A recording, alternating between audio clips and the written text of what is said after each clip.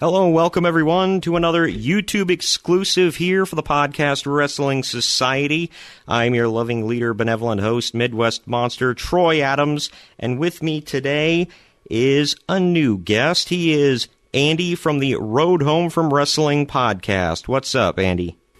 Oh, I'm doing great, Troy. It's a wonderful day here in the Midwest in Ohio. I hope you're doing good too. And I'm excited to talk about some local independent wrestling and and answer any questions you got for me. Well, it is a decent day out here. I don't know, what the wrestling atmosphere is like here in Ohio, but I know the actual atmosphere is cold. I'm not digging it. We skipped right past fall, went right into winter. I'm not digging it, but at least it's not snowing, I guess. Yeah, we'll be cursing the snow here soon, the White Death as they call it, and but the climate in independent pro wrestling here in Ohio it's hot, man. It's white hot, and it's white hot all over. I mean, there's promotions all over, and I can't wait to get into some of the stuff with you. Where do you want to start?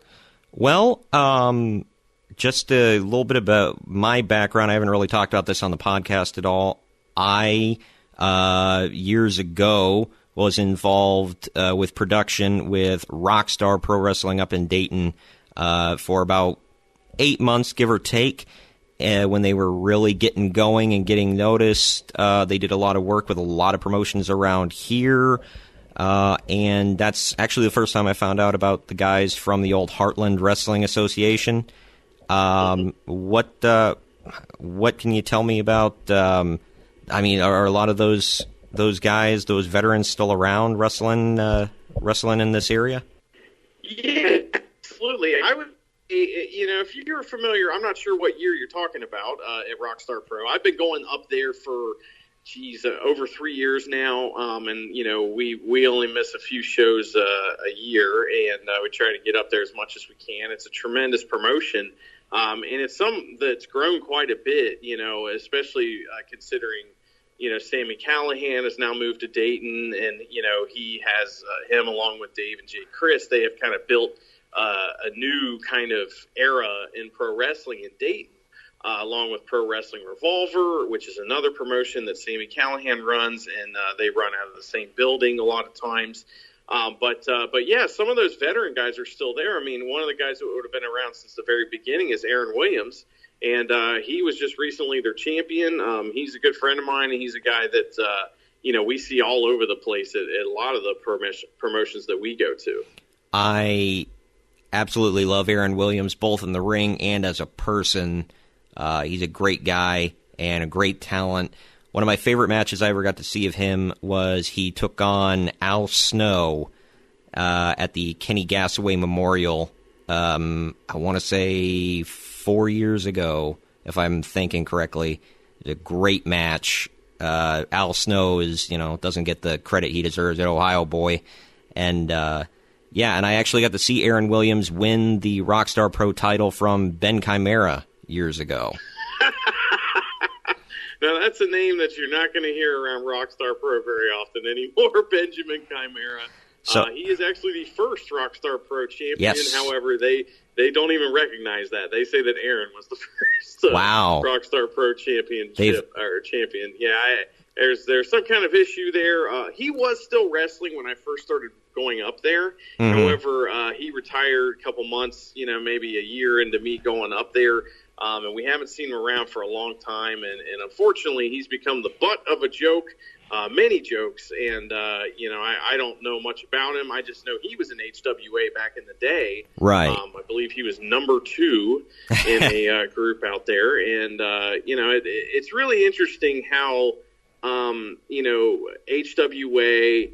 And it kind of turned into the things that you see all over the at least southern and central Ohio, but that all started with a place called Northern Wrestling Federation, Northern Wrestling Federation was started by Les Thatcher and a couple other guys, and that was later on passed on to Roger Ruffin, who is now the owner and proprietor and has been for, I think, 20 years or so.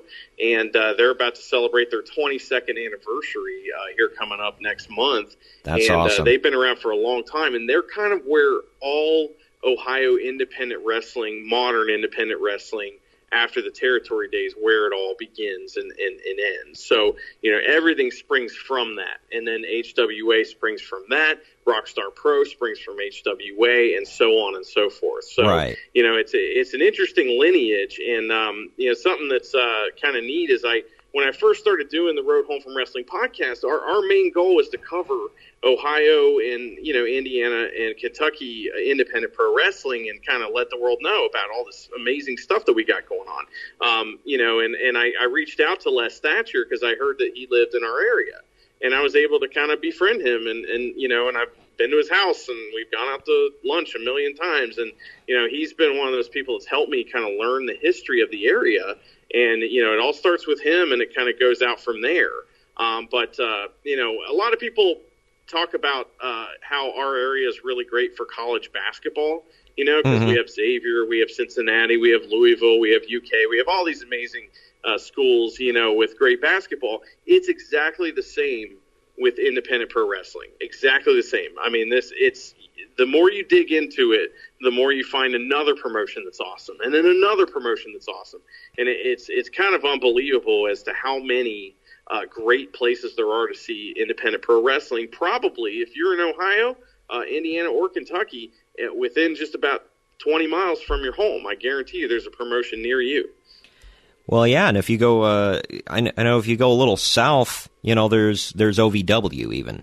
Mm-hmm. So, and I believe I got the geography right with these ones. Out a little east of here, out in Columbus, there's Ohio Championship Wrestling. Am I correct? Yes, I think they're a little bit north of Columbus. OCW's up there. There's a new promotion that actually has their second show on October 20th called Unsanctioned Pro. If you go a little bit, I'm not sure about geography either, but where Lima, Ohio is, that's where you have War Wrestling, which has been around for a long time. I was about to mention them, yeah. If you want to go all the way north, then that's where you have one of the hottest promotions in the country, Absolute Intense Wrestling. AIW is one of the greatest promotions, on the planet. It is outstanding, and they have some of the biggest talent you've ever, guys you've never even heard of, and you go up there and watch them, and you're like, what in the heck, where did these guys, where they've been hiding these guys at, and that's kind of what happens, though, a lot of times when you go to well-run promotions in Ohio. There are also ones that you've never heard of. They are referred to, sometimes detrimentally as the shindies, and there's quite a few of those as well. I don't go to those as often, but those are around as well. Now, I know when I was at Rockstar Pro, and they have a great training program for there for anybody wanting to become a pro wrestler. Or at least I know they did. I'm not sure what it's like now, but I'm sure a lot of the guys are still there, so I'm sure it's still running great. But we were told, do not go to 1CW. If you do, you're not training here. Mm-hmm. And that was the Middletown promotion, correct? I believe so, yeah. Mm-hmm. And I know some of the ones that didn't make it in Rockstar actually ended up going to 1CW. Yeah, actually, there's another place called Tough Pro Wrestling that's in that area that's kind of, a shindy, and but the one of the guys that's from 1CW that actually kind of, the guys from Rockstar say they saved him was Desmond Xavier, who is now, Impact Pro Wrestling guy, and he's on TV all the time. Yeah, he's fantastic. He's a tremendous wrestler. He started out there in Middletown and ended up going to the OI4K Academy there in Dayton, and they saw the potential. They put in the work, and now he's one of the, top indie guys along with Zachary Wentz. They are the PWG, champion, tag team champions, and, they've been CCW tag team champions, and they're kind of a sought-after group of talent that'll, probably be, signed to, major stuff here coming up. The OI4K Academy is still alive and well. In fact, Dave Christ is the main, he's the head trainer, and that and one of the cool things about a place like that, and this happens at a couple of the schools in Ohio, is that they, because big time guys will come into Rockstar Pro. Well, a lot of times they come in a day early and they'll do a seminar, or they'll just come and train with the guys. So you might be hanging out at the OI4K Academy and see Sammy Callahan come in, or see Maxwell Jacob Friedman, or see Ace Romero, or whoever, some of these top indie guys that come in, Ray Phoenix, Arrow Boy. I mean, there's so many different guys that come in all the time up there that, it's a great opportunity for folks. I know AIW also has a school where they produce just tremendous talent. And then I think the oldest school in Ohio is the Northern Wrestling Federation school, Bone Crushers, and they produced Carl Anderson. They also produced the Monster Abyss. So, those are some of the big names that that have come out of that school as well. That's great. One name, I don't know, because like I said, I've been kind of out of paying attention to the scene for a while. But I do have to ask if he's still around. Is the legend Cody Hawk? Is he still in the area? He is. Now, Cody Hawk runs his own promotion, and I think it's called CIAW, and I'm not sure what that stands for, but their promotion is, their shows are called Warehouse Wars, and they actually are in the Fairfield area most of the time. However, some of these, lower level, and I'm not trying to, poop on those guys or anything like that, but some, you could kind of tell the quality of a wrestling promotion by how much promotion they do online and how much of a following they have. It's a good eyeball test for, do these people really care about what they're doing? Are they putting in the effort? And I'm not saying that Cody Hawk's promotion is not. However, it's very difficult to find out when they run, and if they're running, and where they're running, and, it's really hard as a fan to get to a show if you don't know when it's going to be. So, that's something that advice I always give folks is, if your poster doesn't tell me, if I can't find your poster, doesn't tell me how much it is to get in, where the place is at, what city and state, very important, and then when it is, I can't get to your show. And so I know that his promotion doesn't really do a lot of advertising, but he's around. He also wrestles at War sometimes, and there's a new promotion that just kind of popped up on the border of Indiana and Ohio, and they're called Battle of the Borders. That's what they're called, and he wrestles there sometimes as well, I believe. I know Cody Hawk had, after Les Thatcher had kind of stepped down as the head trainer in HWA, he kind of passed a lot of the duties off onto Cody, or at least that's what I heard. Him and Matt Stryker, who's no longer wrestling. And correct. For all of you out there, it's not Matt Stryker, the commentator on Lucha Underground. It's a different Matt Stryker with a Y, not an I. Unibrow Matt Stryker, I think is what people call him. Yes. He was fantastic when he did wrestle. Him and Cody had a lot of great battles back and forth. But I know he did that. He started Ego Pro, which morphed into Rockstar. And then I'm surprised he's running another promotion now. I figured he didn't want the hassle of it. I figured he'd just be wrestling at this point. But, I know there's a lesser-known one. I know it's nowhere near as big as the other ones you were talking about, but I think it's still called Delta Championship Wrestling. Do you know of that one still running? It used to be Dayton Championship Wrestling back in the day. Yeah, I believe that is run by Big Jim Hutchison, I believe. Yes. And I think they run out of like Chillicothe, Ohio nowadays, or it's like Springfield, Ohio, or something like that, I think. And I have not been to one of their shows. However, I have met Big Jim many times, and he's a old school, just like smash mouth kind of wrestler. I love when he's on a show just because he brings something a little different. Right. And they are still around, and I don't think they run as often as a lot of these other places. I mean, that's one thing that sets other places apart too, is like, for example, Rockstar Pro, they run every week, and then they have 2 shows a week once a month. The same, NWF will run sometimes 7 or 8 times a month, depending on what they have going on, but they run at least once a week. Some of these places will run once a quarter. For example, there's a place called Remix Pro in Marietta, Ohio, which is tremendous. And they run like once every 6 months, and they'll have like some of the biggest talent ever. I mean, they had Glacier on their last show, and the main event of a show we went to once was Pentagon versus Phoenix versus Facade. I mean, unbelievable stuff they have up there, but they can kind of afford to do that because they run, once every 6 months.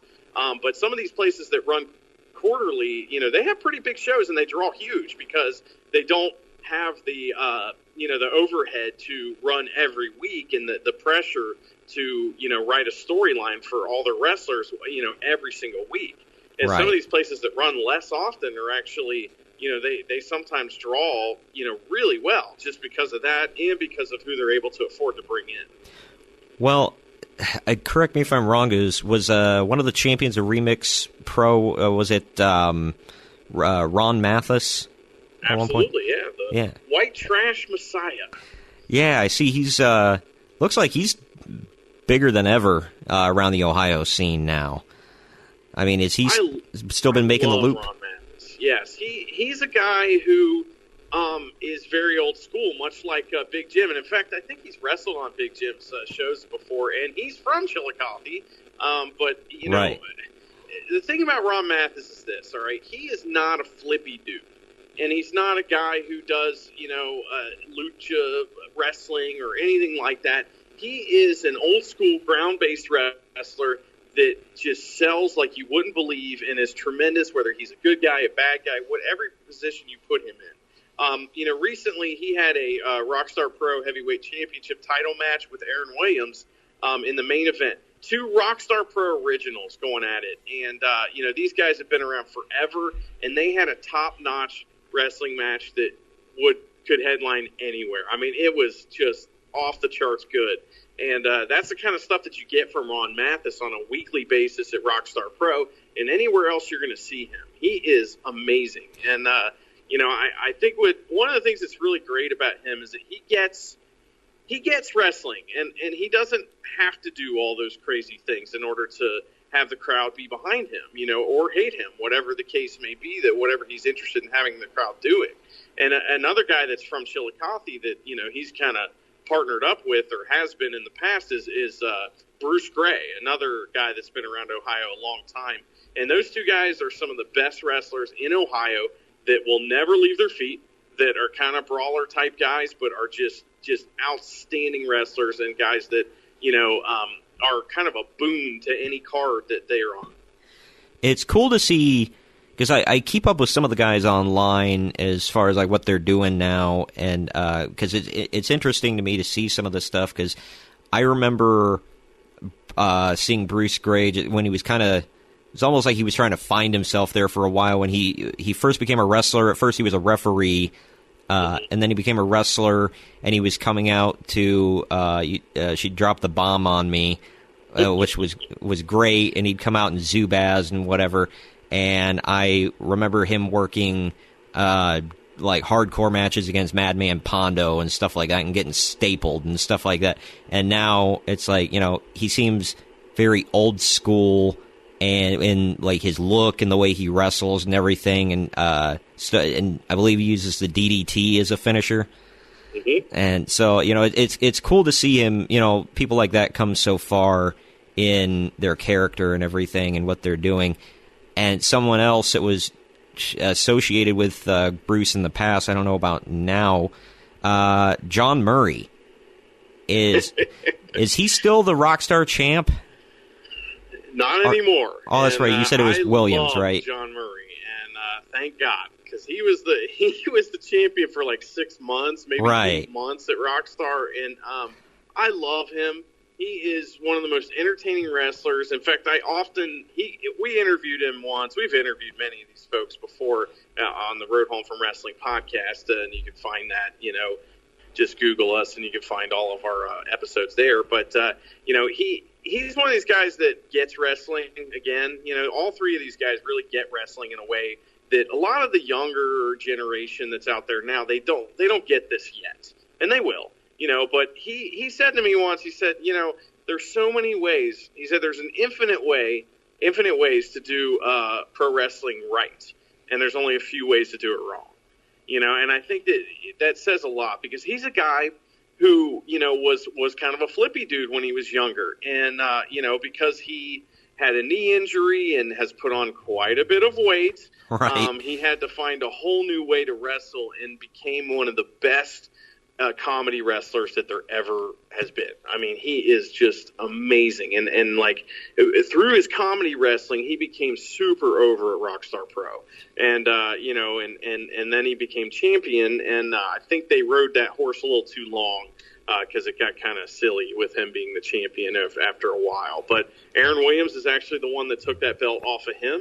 Aaron Williams was recently defeated by another Ohio guy that's been around a long time, Dustin Ray, and he's the current Rockstar Pro champion right now. Oh, wow. Yeah, I didn't get to see too much of him in Rockstar. He was there a couple months before I stopped going to shows consistently. But from what I did see of him, he seemed great. I loved his look and his gimmick and whatnot. But yeah, John Murray was another one that just the evolution of him through the years was great, because I saw, kind of, I don't know, he just, at first he was just an overweight wrestler, doing, every once in a while he'd break out a flip or something like that, and then he started working more comedy into his stuff, started calling himself the Tit Wolf for a while, and it was just fun stuff like that, and then next thing I know he's coming out almost dressed like Amish roadkill and drinking beer during his matches, mocking other people's moves but not doing them, doing the 619 but like kind of sitting on the rope and kind of like, maneuvering himself over to just half-heartedly kick the guy in the face, and just fun stuff like that. It shocked me seeing him as a world champion, but if he's entertaining the crowd, which it seemed like he was, more power to him, man. He's worked hard for it. I'm trying to think of any other. Is Matt Taylor, the Dark Star? Is he still doing stuff? Absolutely, yeah. I think he's headlining the next War show. He was, when I first started going to Rockstar Pro, he was tagging up with Desmond Xavier. And, we hear stories about why guys leave or why they aren't around anymore at certain promotions and stuff. But, right. If you want to find that stuff out, talk to those people, because that's something that we don't really, we may find out things or hear rumors and stuff like that, but we don't ever, spread those things on our podcast, because it's just not, I don't know. We weren't there, we don't know. So, right. But he ended his relationship with Rockstar Pro, or they ended up with him, one or the other. And he has been wrestling for War Wrestling for quite a while now. And I think he might show up at OCW every once in a while as well. And there's a couple other places, Northern Ohio Wrestling. There's one more up there that's that you'll see him on every once in a while as well. But yeah, I really liked him. I thought he was tremendous, and he has a great look, and I could tell that because of his reaction that he got from female fans. I mean, they loved Matt, Darkstar Taylor. Holy moly! I was jealous of him. I was like, man, I need to grow my hair long, but I'm a bald dude, so I can't do that. But man, he was a great wrestler, and when him and Dez tagged together, I was always looking forward to their matches. Yeah, he was always great. Usually if he didn't have the best match on the card, it was in the top two, and like you said, great look. He had a cool outfit. His theme song was killer, because he comes out to "Bury Me with My Guns." I love that song. And at least I hope he still comes out to that, because that song was like the best. And he just he always had fantastic matches. And I know he's one of these guys is still around, but one of the best series of matches I saw, they had a best of 7 series, and at the end of it, I wanted to see more. Was Nate Wings and Alex Colon. Are they still around the area, or have they moved on? Those guys both still wrestle at Rockstar Pro every week. Nate Wings is another one of those guys that's Rockstar Pro original. I'm not sure how long Alex Colon has been around there. However, he's gone through quite a few changes over the years. When I first started going, he was a massive heel, and he was in a big feud with JT Davidson, who had been his manager previously, and they had a big blow-off match at Killer Christmas 2015, where it was a hardcore match, and oh my gosh, it was a bloodbath. It was insane, and and I thought that, in fact, the first time I ever went to Rockstar Pro, one of the matches that caught me. It was actually a CZW show that was run out of Rockstar Pro's building, and he faced Danny Havoc, Alex Colon versus Danny Havoc in a like light tubes death match or whatever. Oh man, and that's not my style of wrestling. Okay? Right. It's never been anything that impresses me. However, I am impressed, and I'm also a fan of things that shouldn't exist. And what I mean is that, like, when I was there, at one point, I think it was Alex, he hit Danny Havoc with a bundle of light tubes, and like half of the glass just went into the audience. And I was like, oh my God. And, wow. And at the end of that match, there was a giant pool of blood at my feet, like right in front of me. And I couldn't believe it. And like, I was just like, wow, I need to come back here, because I just can't. To me, I come from the corporate world where, we're so scared of a lawsuit that we're kissing everybody's butts and worried about every little thing because somebody might sue us. And then when you see something like that right in front of you, it just, it made my synapses fire, man. I was like, oh my God, I've got to see this again. Right. So Alex Colon is really the guy who, caused me to want to go back to Rockstar Pro and not miss any shows. Because, but he has evolved over the years. He still does the deathmatch stuff because he gets paid for it, man. And, and he's great at it. But he is also a tremendous, just mat wrestler. He can do all that flippy stuff as well. He is just one of the greatest guys out there that nobody seems to know about. Him and Dustin Reyes had recently, and Aaron Williams, they had been a trio called the Night Riders. And they were the Night Riders for, about a year and a half. The Night Riders seem to have broken up here recently. However, you never know with that stuff in wrestling. And, him and Dustin were a tremendous tag team. In fact, there's a story we always tell about Alex Colon. He was tagging with Dustin and Aaron Williams, and Aaron often brings out nunchucks with his, in his matches. And so, one day he grabbed the nunchucks, and Alex was like, I need a weapon too. And so he gets in his bag, and he comes out with a hunting knife. And so he brought a hunting knife to the ring with him, and is like waving it around during his entrance. So, and he will stab you. We often say that on the podcast as well. He will stab you, and he's just one of the greatest wrestlers that's out there today. Nate Wings is a guy who's still around. He has gone through quite a bit of changes. I would assume when you saw him, he was probably a bad guy. Now he is also a bad guy, but he has switched back and forth quite a bit. He's had a manager, Bobby Olson. Then he didn't have a manager. Then he was in a tag team with Kyle Maverick, Fight or Flight. Then they broke up. But, Nate Wings is a guy who is getting around. He actually, him and Pompano Joe just had a tremendous match at the UAW Hall in Fairfield, Ohio at Northern Wrestling Federation just last month. And he's also been at some of the other promotions that are out in the Indiana area and Louisville area, like Paradigm Pro Wrestling and, places like that. So, he's a guy that gets around, and he's a really good wrestler. I love to see him in other venues than Rockstar. To me, I'm a little stale on him out there just because if there's people I've seen the most matches of, it's your Ron Mathis, your Nate Wings, and your Pompano Joes, and your Aaron Williams. Those are like guys that I've seen at least one match of theirs every week for the past 4 years. So some of those guys I can't get enough of, and some of those guys I get a little stale on sometimes. So I know with Nate Wings, I saw him young when he was a bad guy, and then he kind of turned good and then bad and good. He's been back and forth so many times. and I've seen him jump off of everything in the Rockstar Pro Arena. So he loves jumping off of high things. I think the only thing that could ever hold him back in any other wrestling promotion is a lot of people would look at him and, oh, he's only like about 5'5"-ish, I'd say. So you're being generous, my friend. Well, he's about. I'd say he's about my height. So, and I'm, my co-host always makes fun of my height. So, he and I are about the same, and he's 5'5" at most. 150 pounds soaking wet with a brick in his pocket. But he's in great shape, and he's just fantastic, and he's deceptively strong. I'll say that he's very strong for his size. And, man, he just tears a house down every time he's out there.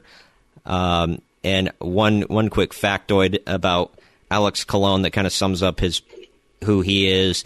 His wallet says "badass MFer" on it. So there you go. That kind of that's a fact right there. Yeah, that sums it up who he is. Well, before we wrap things up, last quick name I have to throw at you before I ask you if there's anybody I'm leaving out that I really should know. Is Lil C still a thing? Is he still wrestling around? I don't know. That's a name I've heard before, but I'm not placing that. So is there another name that person maybe goes by now? No, the only thing is, have you heard Eric Trice? Is he? No. Oh, man, because he was... it used to be Pompano Joe, Lil C, and Eric Trice were the Dirty South. And so, man, they were great for years. And they were actually... Lil C was the one that was in charge of this memorial show that I helped film for and put a DVD together for. But it just... Yeah, so, I don't know. Some of these names I know come and go. Some of them move on to... other career fields and whatnot. What names haven't I brought up that are really hot in the scene right now? Well, some of those guys are still hot. We talked about them. Aaron Williams is blowing up all over the place as usual. He's IWA Mid-South champion right now. He just lost the Rockstar Pro champion. He's been branching out, heading to Northern Wrestling Federation, a few other places. Some of the guys that I really love that no one seems to talk about are guys that have been around for a little while. A guy like Jay Donaldson and Ryan Stone at Northern Wrestling Federation. Those are guys that came up with Carl Anderson and Cody Hawk and guys like that. But some of the guys that are kind of the hottest guys in the area. Someone you might be familiar with. He doesn't wrestle in Ohio very much. However, he does wrestle in the Kentuckiana area is Marco Stunt. He's a guy that's kind of showed up all over the place. And, he was at All In, yeah. We have an interview with him that we did actually before he got booked and all this stuff. We always jokingly say that, it's a good thing you did that interview, man, because then he blew up. But he's a guy. Lexus Montez is a guy that is the unified champion at NWF right now. He's a tremendous wrestler and a guy that's on the come up, if you will. There's so many people. Because we haven't even talked about Kentucky wrestling. Down in Kentucky, they have guys like, Lord Crew, who is wrestling up at Rockstar Pro. In fact, he has a singles match with Alex Colon tonight. And not only that, but we also got a guy like Austin Tyler Morris, who you'll see all over the place as well. He is a tremendous wrestler. There's a lot of them. And that's one of the, main points of the Road Home from Wrestling podcast is to let people know about these places and let people know about these things and these guys, because each one of these promotions that we discussed today, they all have tremendous talent. IWA Mid-South has a guy that's from Tennessee, and he's a guy that we're starting to see all over the place up at AIW. He's going to be an Unsanctioned Pro next Saturday. He is one of the most over wrestlers, period, no matter where he goes. And you look at him, you see a picture of him, and you don't get it. You got to see him live. His name is Mance Warner. My goodness. This guy, I call him Babyface Ric Flair because that's pretty much what he is. However, he has idiosyncrasies to his character that will not make any sense if I try to explain them. It's impossible to explain how a guy that comes out to an acoustic version of Simple Man that he lets play for 2 minutes before he even comes out. And then someone shines his boots and he, when he comes up on the apron, how something like that sounds, kind of generic and whatever. And when you see it live, you're like, holy crap, what is this? And why is it so awesome? And that's one of my favorite things about wrestling is you go and see something and you have no idea. And if your mind's open to it and you go to it, you'll be like, wow, this is incredible. And you see stuff like that at every single promotion that you go to. And that's why you got to get out and go to these places. Yeah, I'm just looking at him right now. He actually reminds me sort of like looks-wise of Mark Briscoe. A little bit. Some people say the Sheik, the original Sheik. Yeah, he looks too, a lot like that as well. He's a guy who does death matches. He does, brawls. He does, Meltzer, 5-star matches. He does all that stuff, So, there's so many guys. And that's the thing is that you won't know about them unless you get out there. Seeing a GIF on Twitter or seeing a little video clip on Facebook or whatever, that is not wrestling, okay? And people often will say, oh, did you see this match was incredible? And then they'll post a GIF of it.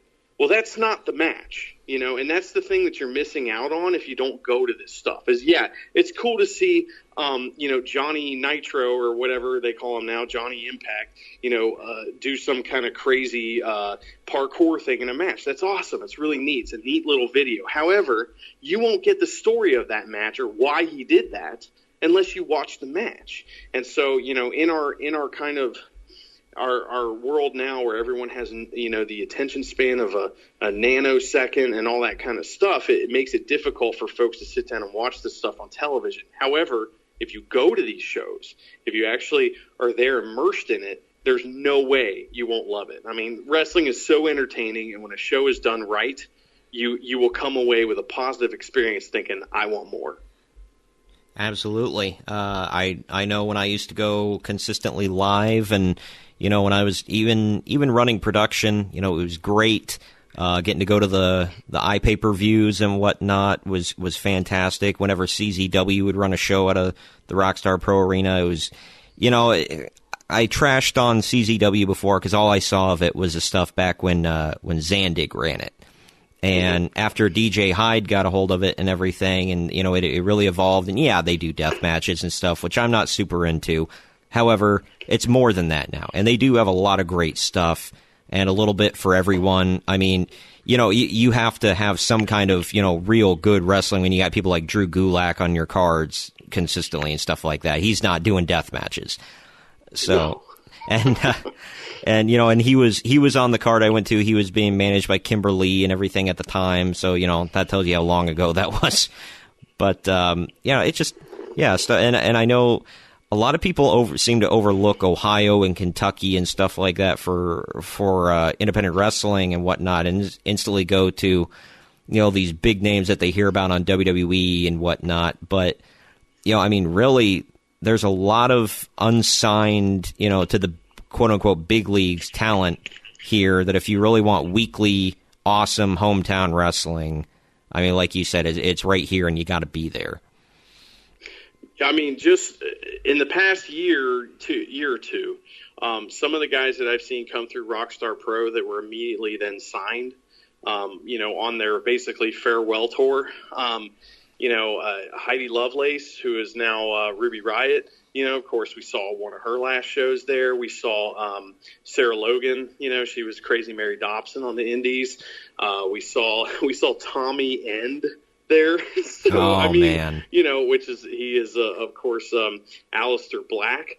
So we've seen some of the, most top indie guys come through there and some of the other promotions that we go to. And you never know. You do know, but you're never sure which one of these people are going to show up on TV next. And if that's kind of the pinnacle of success in your mind, then, that's awesome. And you're going to see stuff like that on the indies. But if the pinnacle of success in your mind is, are these guys successful at entertaining the fans? Are they successful at drawing crowds? Are they successful at running successful show after successful show?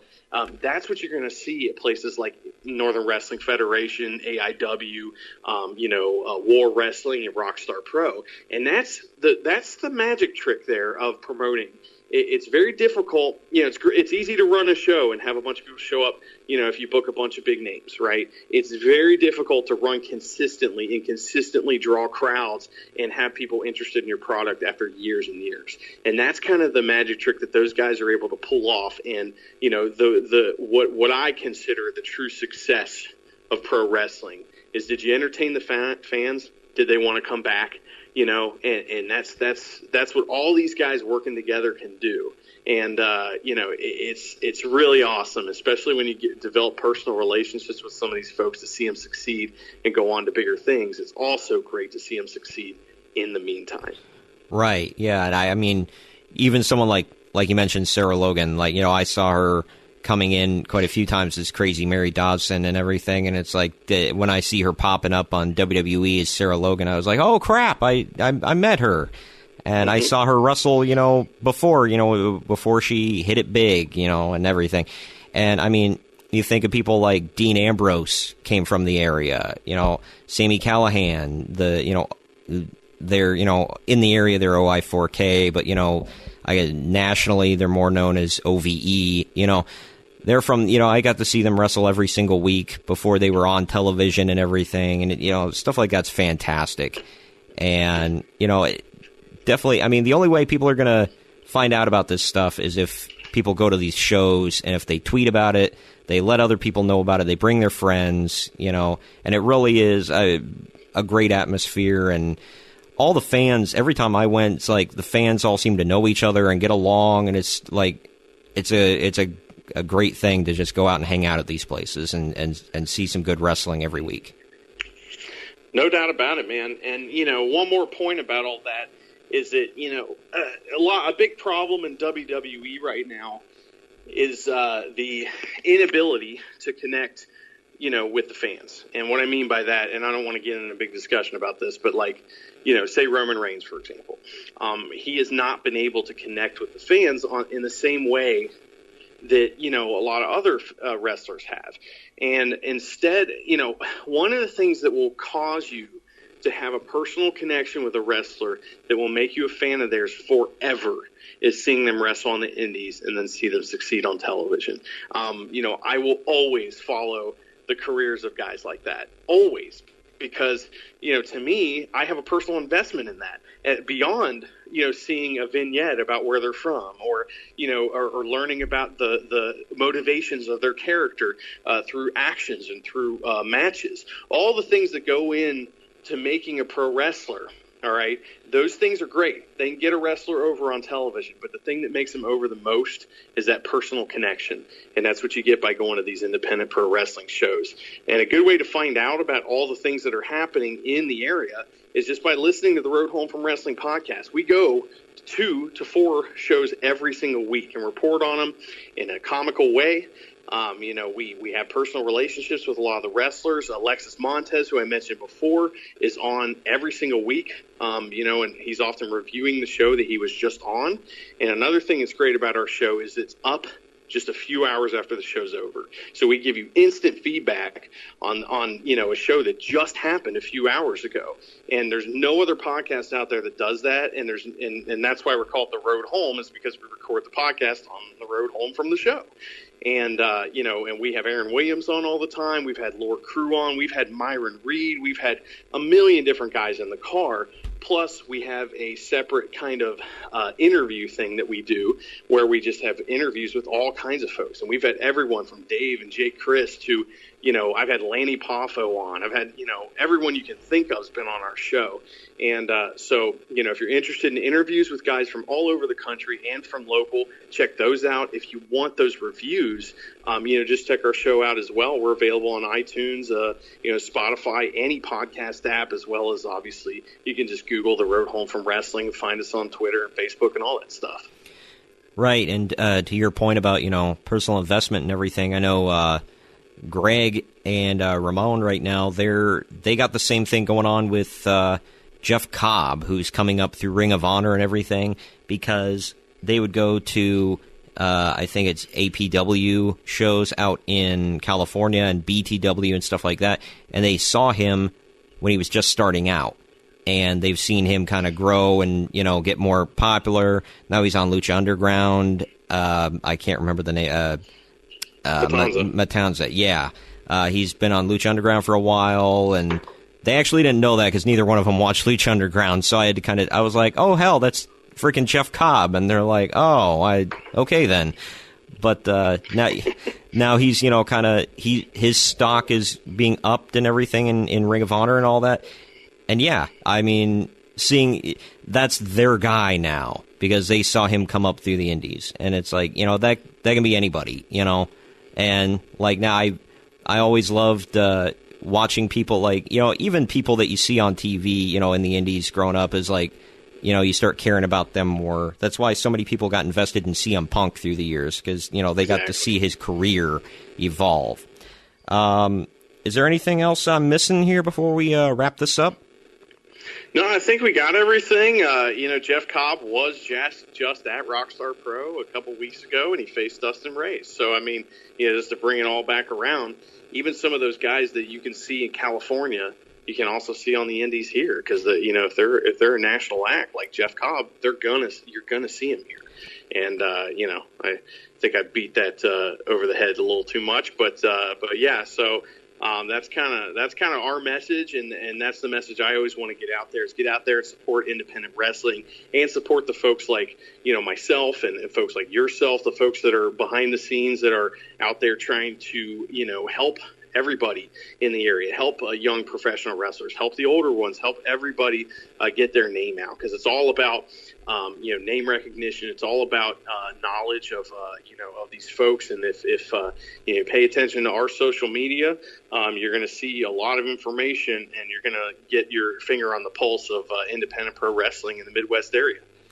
That's fantastic. All right, well, I think that about does it here for this YouTube exclusive for the Podcast Wrestling Society, and thanks for being on, man. You got it. I appreciate it. Thank you. Yep. And again, as Andy from the Road Home from Wrestling podcast, we will link his podcast and everything else in the description below. And we appreciate you being on for almost going on 50 minutes now. It's a lot to cover with this area. It's a hotbed of wrestling. I told you I can talk for 10 minutes or 3 hours on this subject easily. So it's been great. That's no problem. Thank you so much, man. Yeah, thank you. Thanks for watching this YouTube-exclusive video for the Podcast Wrestling Society. Don't forget to hit the like and subscribe buttons if you're picking up what we're throwing down. And, of course, we always welcome feedback in the comments section down below. And if you want to keep up with the weekly podcast that drops every Wednesday, links to the show page are in the description down below, along with our social media handles and our associates pages. Come on and join the Society.